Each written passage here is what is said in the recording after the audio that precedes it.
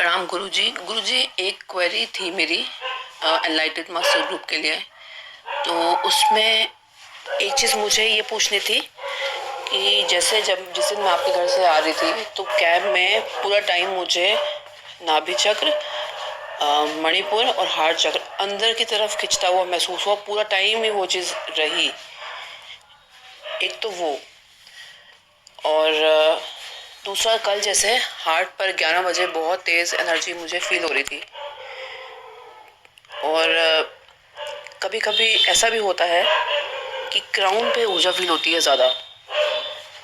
जैसे कि कल मैं जब छत पे गई थी तो मुझे ऐसा लगा कि ऊपर से एनर्जी फील हुई। मुझे ऊपर से पुलिंग हल्की सी फील हुई और सर में टक टक भी हुआ। तो अब मेरी क्वेरी ये है गुरुजी कि जैसे कि ये कहते हैं कि जो एनलाइटेड होने वाला है तो उसकी जो ऊर्जा है वो क्राउन पे ही रहती है। तो अगर ऐसा है तो मुझे तो हार्ट में भी ऊर्जा फील हो रही है और थर्ड आई पे फील हो रही है, क्राउन पे फील हो रही है और नाभि वगैरह पे भी हो रही है। तो क्या ये सही है? ये मुझे जानना था। मार्गदर्शन कीजिए। धन्यवाद। बहुत सारा प्रेम। प्रणाम आपको।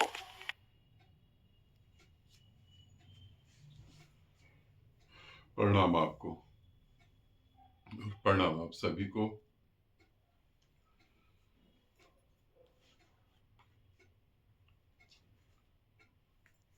एक एक प्रश्न को बताने की कोशिश करता हूं।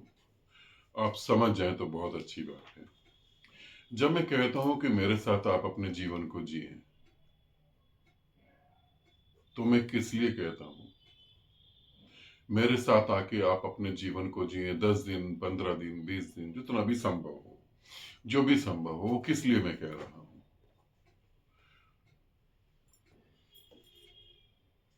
उसकी एक हकीकत है। आपको ऐसा लग सकता है मेरे पास आने के बाद कि क्या फर्क पड़, कुछ भी नहीं होता। अरे गुरु के पास रहो या कहीं भी रहो, साधना ही तो करनी है, घर में भी कर सकते। मगर ऐसा नहीं है। जब आप मेरे पास होते हैं और कंटिन्यू ऊर्जा बह रही है, बहुत तेजी से बह रही है, ऊर्जा के बहने को समझो। पहले आप एक जगह खड़े हो, उस नदी में बहुत पतली सी धार एक आ रही, बहुत पतली सी। यू समझो एक एक बूंद पानी धीरे धीरे बढ़ रहा है और आपके पांव को छू रहा है। आपको पता भी नहीं लगेगा कि पानी धीरे धीरे बढ़ रहा है और आपके पांव को छू रहा है। आपको लगेगा पानी रुका हुआ है बस। मगर ऊर्जा का बहुत बड़ा फोर्स, बहुत शक्ति से, जैसे हजारों डैम पीछे से खुल जाए और इतना फ्लो आए, वो फ्लो आपको ठीक ठीक पता लगेगा। जब आप गुरु के पास होते हैं, गुरु के साथ अपना जीवन जीते हैं, गुरु के पास होना और गुरु के साथ जीवन जीना, इसे भी मैं क्लियर कर दूं क्योंकि बहुत चीजें तुम नहीं समझ पा रहे हो। जब आप मेरे पास आते हो 1 दिन के लिए, 2 दिन के लिए, उसमें क्या होता है? उसमें आपके चक्र जो है या आपकी आत्मा जो है कुछ समझ ही पा रही होती है ताकि वो गति कर पाए। इतने में ही समय खत्म हो जाता है और आप वापिस चले जाते हैं।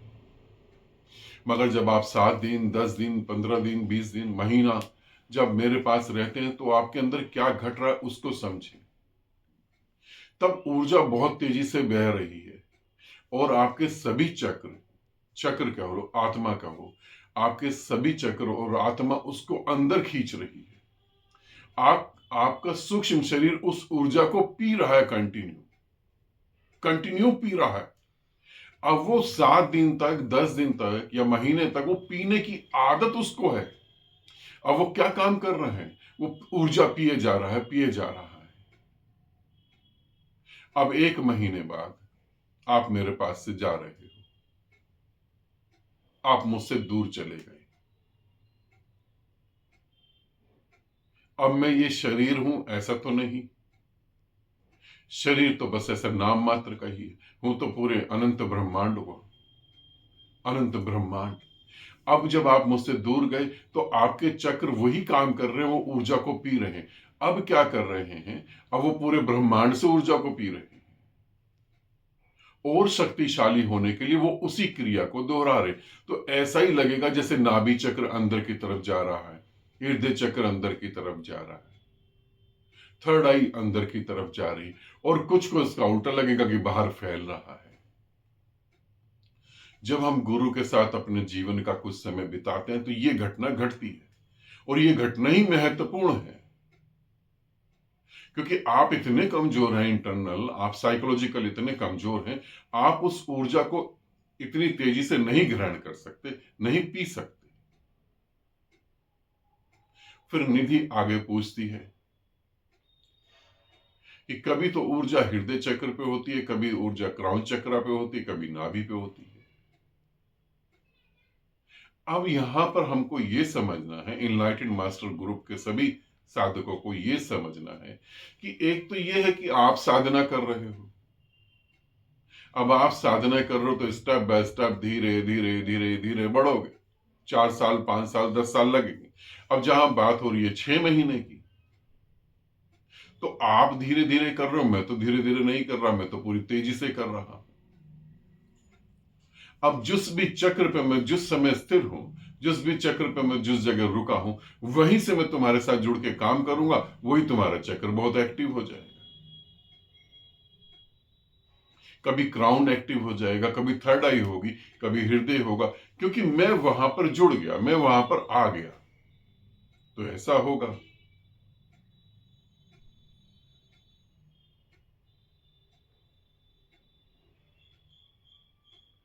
और फिर दूसरी बात कि सुना है कि जो जिनको मोक्ष घटता है वो क्राउन चक्र पे ही उनकी ऊर्जा रहती है।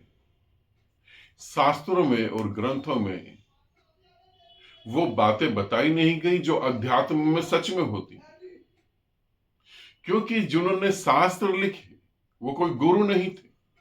ध्यान रखना, गुरुओं ने शास्त्र कभी नहीं लिखे। जो सदगुरु है उन्होंने कभी शास्त्र नहीं लिखे। उनको तो पता हम पानी पे चल रहे हैं, पद चिन्ह दिखाई नहीं देंगे, तो इसके बारे में लिखा कैसे जाएगा। लिखा तो उन लोगों ने जो चल ही नहीं पाए, उन लोगों ने इकट्ठा करा। ध्यान ध्यान से इसे समझना। एक साधक मेरे पास है जो जीवन जी रहा है, वो कैसे लिख पाएगा? वो तो जीने में मस्त है, वो लिखेगा कैसे? एक दूसरा साधक है, वो मेरी पूरी दिनचर्या उस साधक से पूछ रहा, अच्छा आज गुरुजी के साथ तुम सुबह सुबह गए, रात को इतने बजे आए हो, क्या क्या करा? अब वो पूछ रहा है क्या क्या करा, अब वो लिख रहा है, अच्छा ये करा था, गुरुदेव ने ये बोला था, तुमने ये पूछा था। मगर वो जो लिख सकता है ग्रंथ में, हम उसके अलावा कुछ अलग ही जी रहे हैं। इसे समझना। यू समझो सारथी और जगजीत मेरे साथ घूमने निकल गए।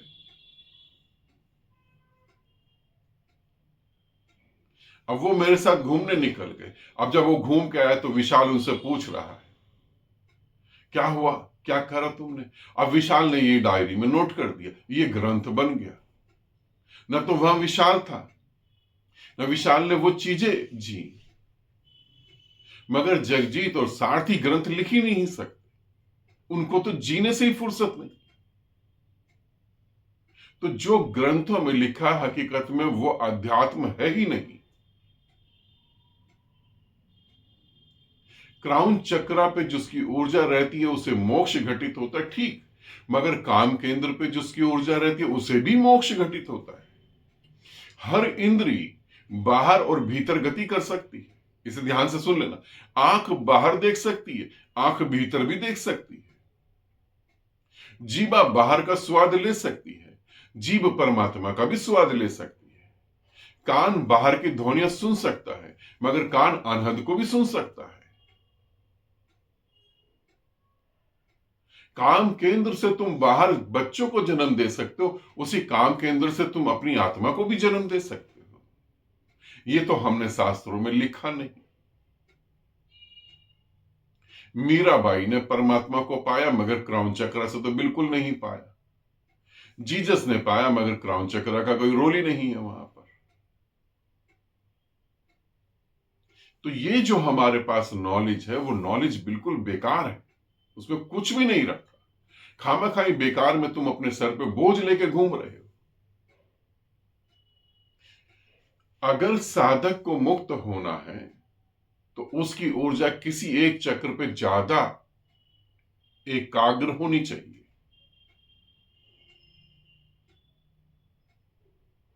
आप लोग कहते हैं कि थर्ड आई यहां होती है, मैं भी कहता हूं थर्ड आई यहां होती है, मगर इतिहास में, अध्यात्म के इतिहास में ऐसे भी संत हुए हैं, ऐसे भी गुरु हुए जिन्होंने पांव में अपनी थर्ड आई को ओपन करा है, पांव के अंगूठे में अपनी थर्ड आई को ओपन करा है। ऐसे भी गुरु हैं जिन्होंने हृदय पे थर्ड आई को ओपन करा है। ऐसे भी गुरु हैं जिन्होंने नाभि पे थर्ड आई को ओपन करा है। तुम्हारी ऊर्जा कहां केंद्रित है, वहीं से परमात्मा प्रकट होता है। तो ये तो मैं कहूंगा निधि तुमको भी और बाकी जो मेरे साधक और सन्यासी हैं उनको भी, जो तुम ग्रंथों में पढ़ रहे हो, गुरुओं की बातें सुन रहे हो, वो कोई सत्य नहीं है। सत्य उससे अलग है। सत्य को कभी भी ग्रंथ में नहीं लिखा जा सकता, सत्य को बोला ही नहीं जा सकता, तो लिखा कहां से जाएगा? जो लिखा जा सकता वो झूठ है, जो बोला जा सकता वो झूठ है, जो शब्दों में नहीं आ सकता वही सत्य है। तो इस जानकारी को लेकर तो बिल्कुल कभी ना चलो। और मेरे कम से कम साधक या मेरे से जुड़े सन्यासी तो वो ग्रंथों को बिल्कुल दिमाग से बाहर निकाल दो, ये तुम्हें भटकाएंगे और कुछ भी नहीं करेंगे। यदि तुम मुझसे जुड़े हो और ग्रंथों को लेके घूम रहे हो तो मैं कहूंगा ज्यादा अच्छा है तुम ग्रंथों से पहुंच जाओ, मुझसे जुड़े ही क्यों हो? ग्रंथ ज्यादा सस्ते पड़ेंगे, कम से कम तुम्हारा अहंकार न तोड़कर अहंकार बढ़ाएंगे। देखा, लोग कहते हैं मेरे गुरु, कितनी अहंकार की बात है, और गुरु कहता है मैं तो शून्य हूं। इसे ऐसे समझो,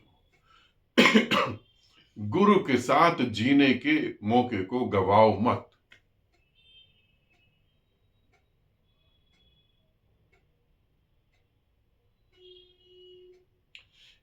यही साधना है, इसी में उतरना है।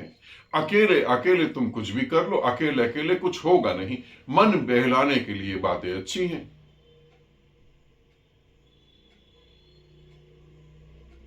कहते हैं ना डूबते हुए को तिनके का सहारा।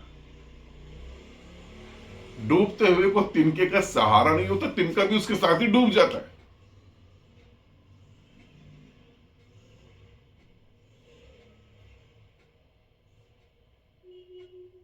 इसे समझो।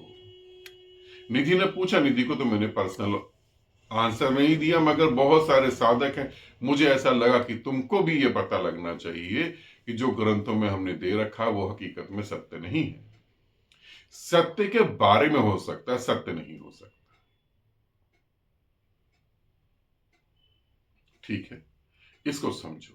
और अपने अगर अगर तुम्हें परमात्मा को पाना है, अगर तुम्हें परमात्मा होना है, अगर तुम्हारे भीतर ये आग है, अगर तुम्हें ये समझ आ रही है कि जीवन में ना तो कोई अपना है ना कुछ है सिवाय दुख और परेशानी, जीवन कहीं कुछ भी नहीं है, जो जीवन मेरे को जीना था वो मैं जी नहीं पा रहा हूं, अगर तुम्हें ये लगता है तो 1 मिनट भी ना गवाओ,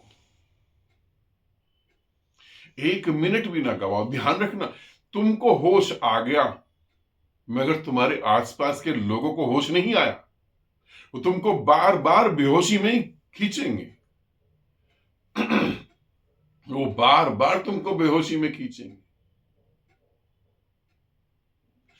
पागल खाने के अंदर तुम होश में आ गए तो तुमको अपनी जान बचाकर भागना पड़ेगा, नहीं बाकी पागल तो तुम्हारी जान लेंगे ही लेंगे। वो थोड़ी ना ठीक हो पाएंगे, उनको थोड़ी ना होश आया, होश तो तुमको आया ना। तो यदि ऐसा लगता है